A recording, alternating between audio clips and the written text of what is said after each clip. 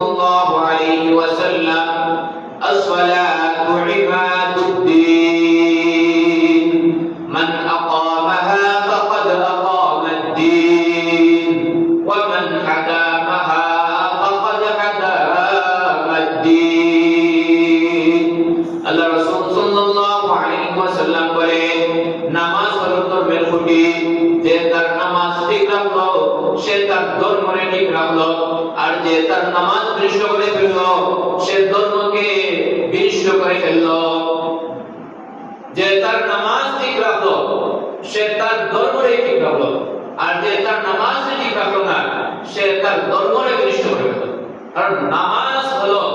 ধর্মের প্রথম খুঁটি হলো নামাজ এই নামাজ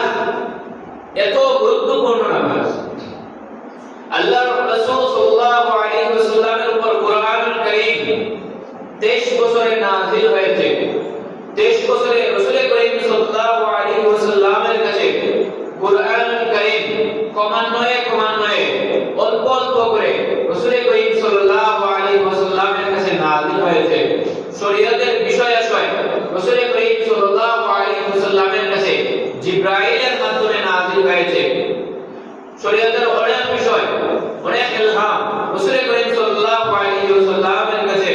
জিবরাইলের মাধ্যমে একটা মাধ্যমে কি হয়েছে নাযিল হয়েছে কিন্তু নামাজ এমন একটা ইবাদত এটা জিবরাইলের মাধ্যমে নয় আসমানি কোনো ফেরেশতার মাধ্যমে নয় স্বপ্ন যুগে নয় বরং আল্লাহ রাব্বুল আলামিন নবীজিকে আমন্ত্রণ করে নিয়ে গিয়েছিলেন সাত আসমানে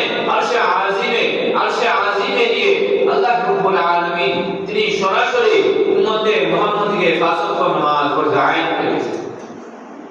তো বলছিলাম ওহিও নাযিল হয়েছে একটা মাধ্যমে শরীয়তের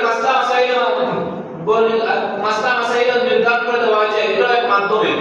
ফেরেশতার মাধ্যমে জিবরাইল আলাইহিস সালামের মাধ্যমে কোরআনুল কারীমের মাধ্যমে কিন্তু নামাজ এমন একটা ইবাদত সেটা কোনো মাধ্যমে নয় কোনো ফেরেশতার মাধ্যমে নয় শব্দ যুগে নয়